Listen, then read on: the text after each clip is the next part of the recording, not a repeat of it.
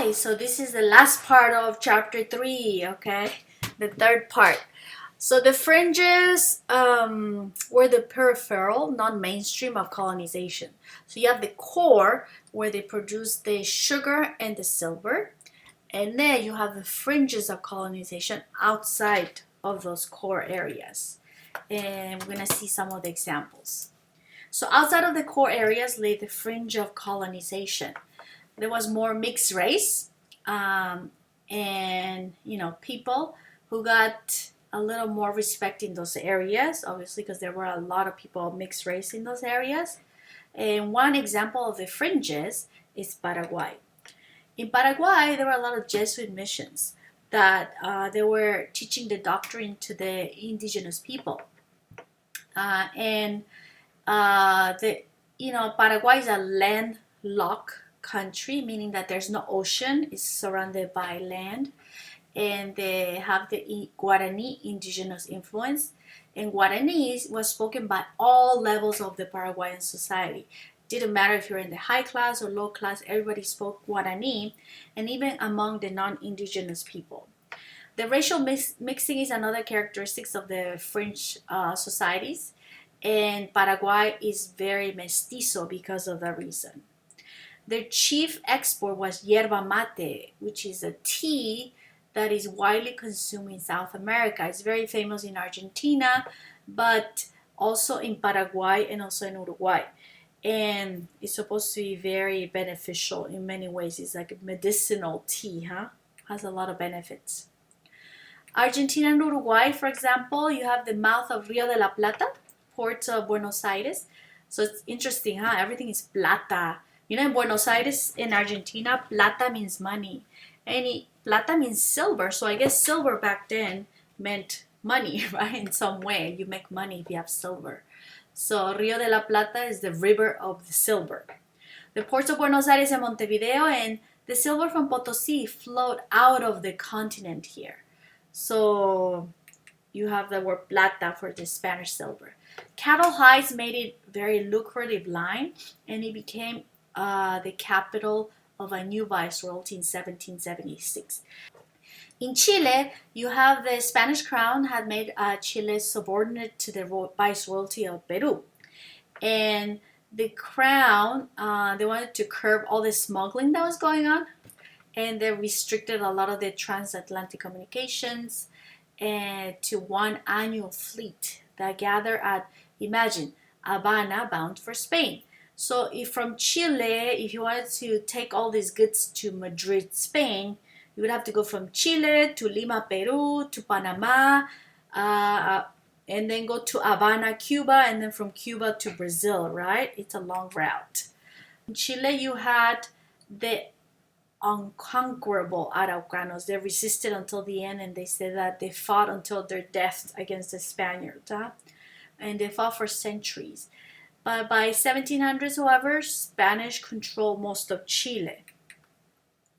Chilean landowners grew wheat to supply for Peruvian mining complex. So they're serving as the secondary, right, suppliers to the mining people.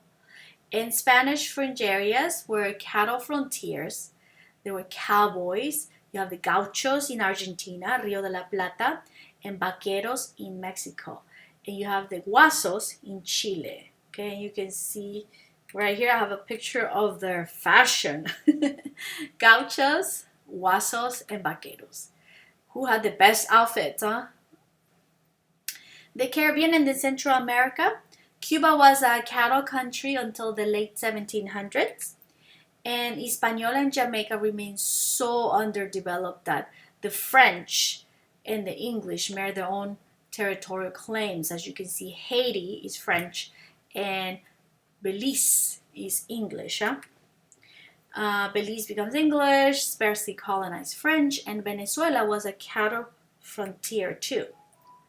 Colombia, which is in New Granada, has dense populations of fully sedentary indigenous people in the Andean highlands, but it lacks silver, so it's more peripheral, no silver in Ecuador, and all the fringe areas underwent an economic boom at the end of the colonial period. You will see all those examples later on. In Rio de la Plata, you have the cattle hides. In Cuba and Venezuela with the plantation crops. Cuba had coffee and sugar, Venezuela cacao, the Caribbean plantations with agriculture that brought high profits, right? And in Brazil, the cattle ranchers spread inland into the arid sertão, right? Arid is dry, huh? And Sao Paulo was founded by Jesuit missionaries, and the society faced inland into the forest of southern Brazil. Sao Paulo landowners could not compete with the plantations of the sugar coast. And without export profits, they could not afford African slaves. And they depended on indigenous labor.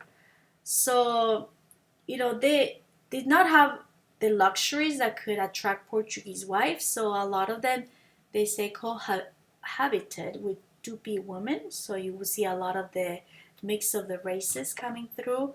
And thus the population of Sao Paulo was more mestizo. So mestizo is indigenous and European, right? You have that mestizo race. The bandeirantes were Portuguese settlers in Brazil, and they were seeking for fortune. They were hunters in the 17th century, and they were hunting for slaves to sell. Okay, crazy. Went to the interior of Brazil. They would travel in canoes, and they would go to these missions, where the Jesuits were, or whatever, in the remote areas of Brazil, and they will capture its inhabitants and go sell them as slaves, right? In different areas of Brazil. They spoke la lengua giral that the Jesuits had used to teach Christianity. It's a genetic Tupi language.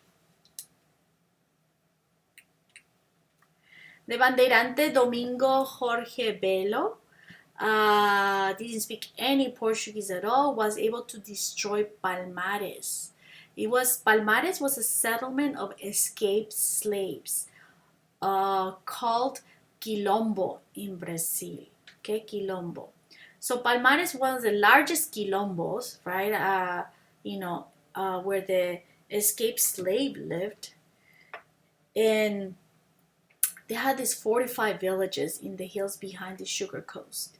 And Zumbi was the warrior king of the Palmares, and he led the last stand against the bandeirantes. They were fighting against the bandeirantes who were taking these people to be enslaved.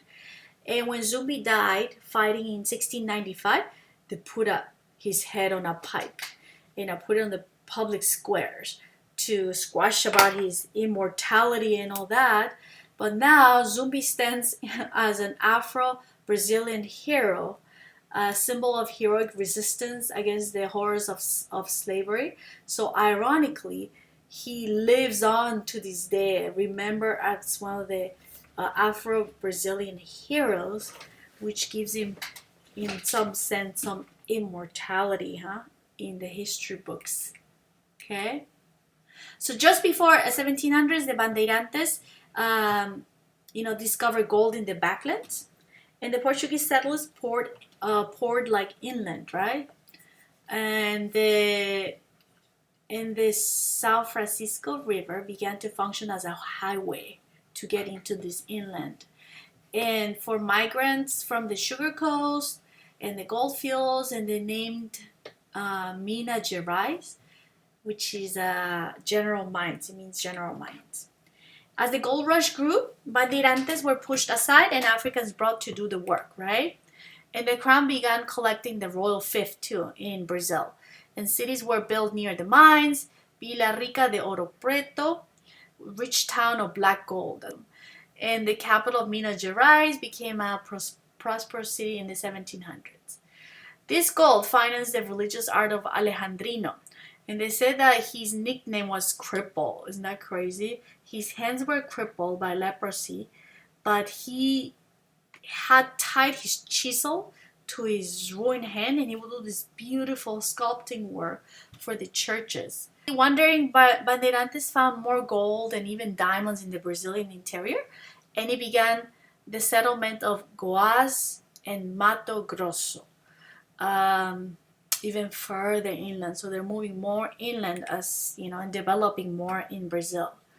Gold pulled its demographic and economic center southward.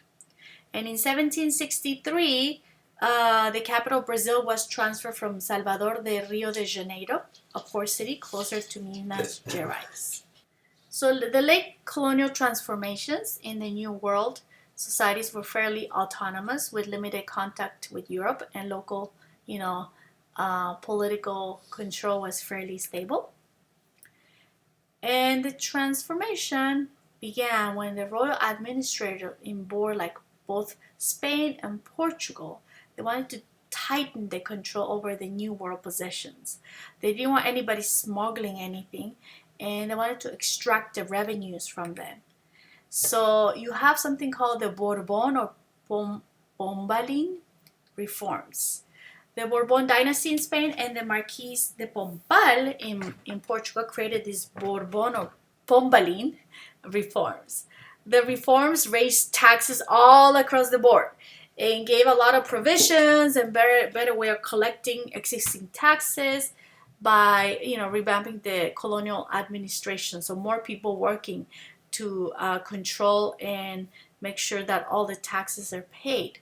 The state controlled the trade or production and sale of basic commodities like mining, promote technical improvements to stop smuggling of untaxed gold and silver. So they tightened all the limitations of production of goods in the Americas so the colonials could buy from Europe, from Spanish and Portuguese producers. So this created a bad situation for the Americans. Taxes fell directly on the people, and they were not happy. And the production put people out of work, and new monopoly enterprises resulted in rising prices of goods. There were many protests and revolt after 1750, and reformers expelled the Jesuits both from Brazil and the Spanish Americas, as you can see in Brazil in 1759 and America in 1767. And they provided a lot of the education for the ruling class. And centuries of transculturation produced a growing mixed race, in the middle of the social ladder, as you will see. So they feel a threat of all these new races that have a very capable people. But remember, they don't want an egalitarian society. They want a society that is stratified and has social classes. So the Iberian crown sorted people into categories to exercise control over colonial Latin American societies. Fixed, categories called castes, as in India, castas, and it was based on pedigree, the race, but also education, clothing, and especially wealth. Okay, so a person's caste classification was noted in the register when you do a baptism. And people of the lower caste were legally prevented from becoming priests, attending universities, wearing silk, and owning weapons, and many other things. They had limited access to things, right? Inequalities, rising from all this. So look at the groups in the caste system. Wholly European descent, African descent, half European, half African, European father, indigenous mother, indigenous and African, and just indigenous. They added about 16 other more categories, including animal names like lobo or coyote, if you wanted to look it up. So when you look at the, they even created paintings to let people know in Spain, and also I guess in the Americas, the caste system.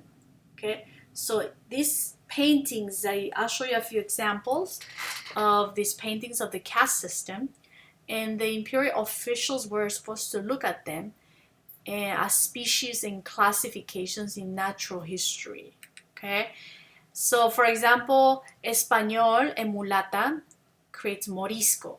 So if you have Spanish, and mulata is half Spanish and half European, and that creates morisco. So in domestic settings, they will show it with a mother, a child, and the appropriate clothing and skin color in these paintings.